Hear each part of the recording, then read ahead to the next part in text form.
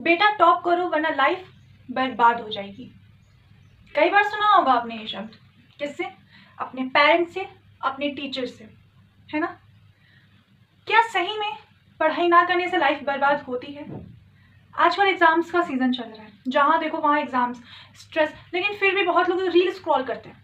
मैंने रील्स के कमेंट में देखा, कोई पेपर लीक कर दो ताकि मैं पास हो जाऊँ। रियली? पढ़ने के बजाय आप रील्स देख रहे हो और फिर कह रहे हो कि मैं पास हो जाऊँ, पेपर लीक करवा दो। ऐसा सिनेरियो चल रहा है अभी। इन सब का सबसे बड़ा मेन कॉज क्या है? Stress, anxiety, burden, pressure. कहाँ से? फैमिली से, टीचर्स से, टीचर्स का मतलब स्कूल्स, सोसाइटीज से, है ना? 74% high levels of stress. Exam time में 74 स्टूडेंट्स को हाई लेवल ऑफ स्ट्रेस होता है। 74% of Indian students, come percentage नहीं है। 1 in 3 students anxiety sleep disorders face करते हैं। 3 बच्चों में से कम एक बच्चा एग्जाम के टाइम में एंजाइटी, स्ट्रेस, स्लीप डिसऑर्डर्स को फेस करता है। 82% पेरेंट्स आर हेल्पलेस। जिनमें से 82 पेरेंट्स हेल्पलेस हैं, कुछ नहीं कर पाते। वो उन्हें समझ नहीं आता कि वो बच्चों को कैसे टैकल करें। वो अपने बच्चों को देख रहे हैं एग्जाम से, they are taking stress, but वो हेल्पलेस है, उनसे कुछ हैंडल नहीं हो रहा है। 68% स्टूडेंट्स पेरेंटल एक्सपेक्टेशंस की वजह से स्ट्रेस में होते हैं।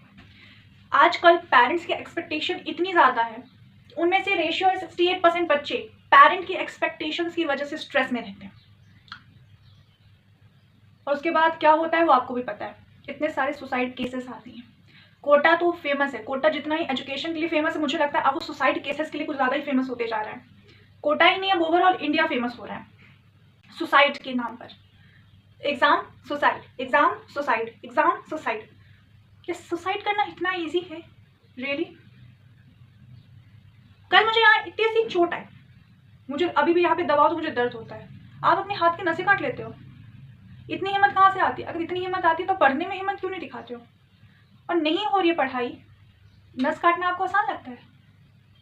पंखे से लटक के मरना आपको आसान लगता है?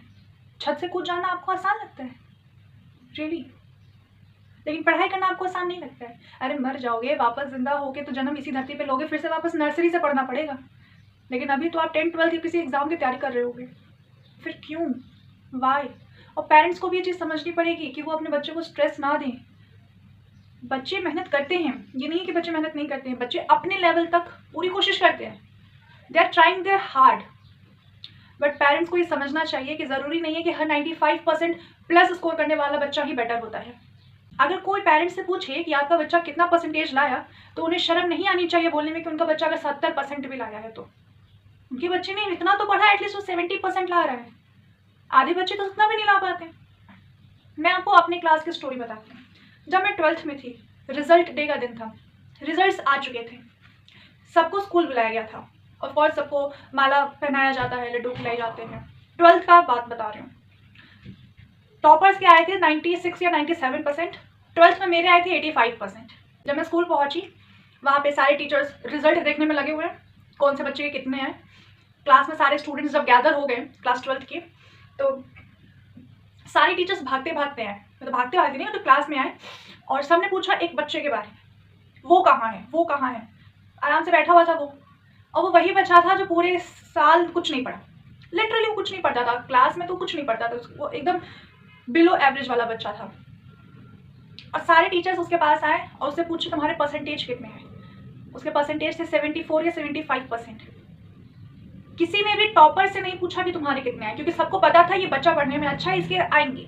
उन सबको टेंशन किसकी थी? उस बच्चे की जो पूरे साल नहीं पढ़ता था, लेकिन उसके अंदर कैपेबिलिटी थी कि वो पढ़ सकता था, वो अच्छा स्कोर कर सकता था। सारे बच्चे, सारे टीचर्स उस बच्चे के पास गए। उसने कहा सर 75% है। सारे टीचर्स खुश थे कि उनको लगता था कि ये पास भी हो पाएगा, और वो पास हुआ, अच्छे मार्क्स से पास हुआ। 75% कम मार्क्स नहीं है। तो किसी को भी टॉपर्स की कोई टेंशन नहीं, किसी को भी लूजर्स की कोई टेंशन नहीं। जो एवरेज बच्चा था, जो कि पूरे साल नहीं पढ़ा, जब वो 75% स्कोर कर सकता है, तो आप लोग तो अच्छे बच्चे हो यार, फिर किस बात का स्ट्रेस? बात को समझो। स्ट्रेस लेना आसान है, बट उसको टैकल करना टफ है। एक बार आपको स्ट्रेस आ गया, फिर आप उसको निकल पाना बहुत ही मुश्किल होता है। पेरेंट्स को भी समझना चाहिए कि अगर उनसे कोई बोल रहा है कि आपके बच्चे इतना स्कोर कर सकते थे, तो वो ये चीज़ घर में आके इस तरह से ना बोले कि बेटा तुम कम लाए हो, जितना लाए हो सफिशिएंट है, पूरी लाइफ बची है यार। एक न्यूज़ में आया था, आईएएस ऑफिसर, उनका नाम मुझे नहीं याद है, बट हाँ कुछ एक आईएएस ऑफिसर ने अपना जो 10th का मार्कशीट था उसको अपलोड किया।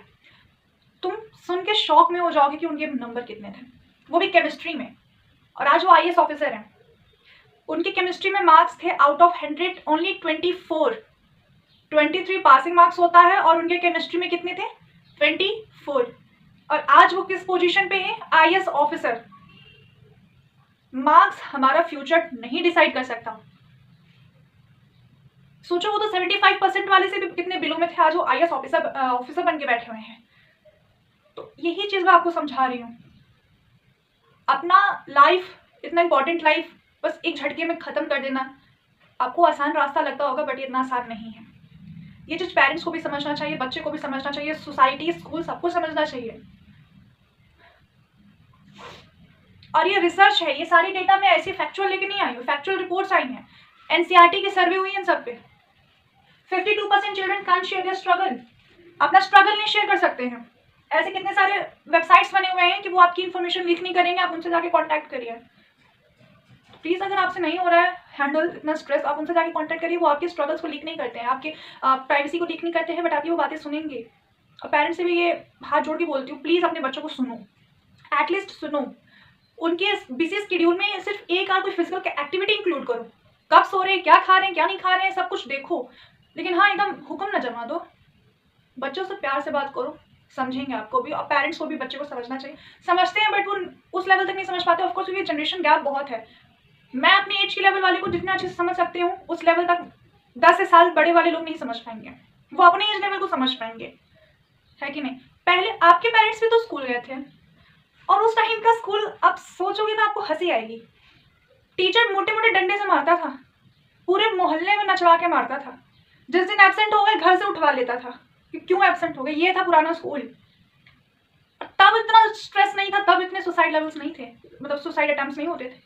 आज तो टीचर मारता तक नहीं है, टीचर को रेस्ट्रिक्शंस हो गया है कि वो स्टिक से नहीं मार सकते, मतलब किसी चीज़ से भी नहीं मार सकते बच्चों को, मना करके रखा हुआ है। और आजकल के बच्चों में इतना पेशेंस ही नहीं है कि पेशेंसली वो किसी चीज़ को अचीव कर सके। पता नहीं क्या, जितनी ज़्यादा फैसिलिटीज़ दी जा रही हैं आजकल के स्टूडेंट्स को, उतना ही ज़्यादा वो लोग पैम्पर होते जा रहे हैं। क्यों?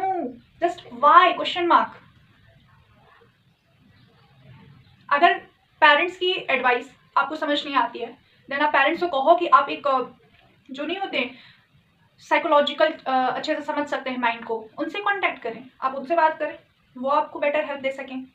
क्योंकि बेटा, लाइफ बहुत ज़्यादा प्रीशियस है, एक ज़िंदगी दी है आपको भगवान ने, आप उसको इस तरह से वेस्ट नहीं कर सकते। समझ रहे हो? Then 45% students feel judged at home. अपने घर में वो ऐसे फील करते हैं जैसे उन्हें जज किया जा रहा है, उनके अच्छे मार्क्स नहीं है। एक तो ये बड़ा अफवाह कह सकती हूँ पड़ा हुआ है, शर्मा जी के बेटे को देखो टॉप करे। अरे आप अपने बेटे को देखो वो क्या कर रहा है। शर्मा जी का बेटा, शर्मा जी देख लेंगे। मैं भी शर्मा जी की बेटी हूँ, मैंने कभी टॉप नहीं किया। शर्मा जी का बेटा हमेशा टॉप नहीं कर सकता, समझे?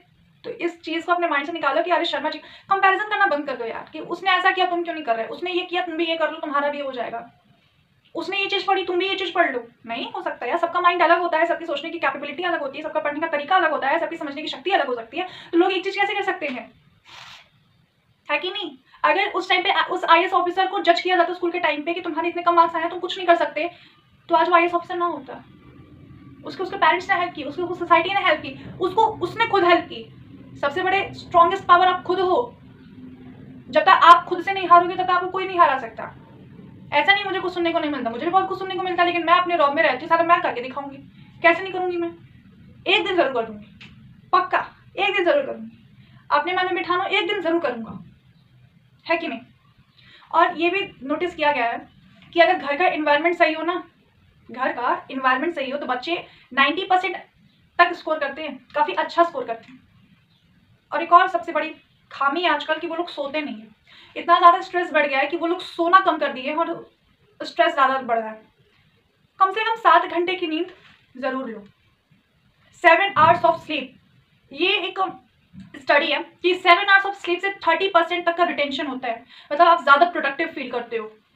आप अगर आधी नींद सोगे, आप कैसे प्रोडक्टिव फील करोगे? आपका माइंड ही थका हुआ है, आपकी फिर माइंड ही पूरी बॉडी को कंट्रोल करती है।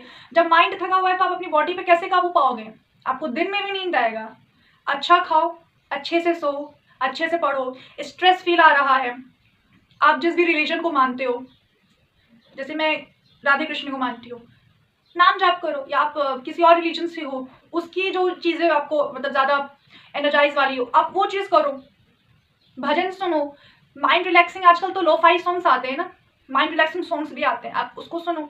अब इसका मतलब ये नहीं कि पूरे दिन वही सुनते रहो, पढ़ना भी तो है कि नहीं? कुछ करना भी तो है, और नहीं भी कुछ किया तो कोई बात नहीं, दुनिया में बहुत सी चीज़ें हैं करने को।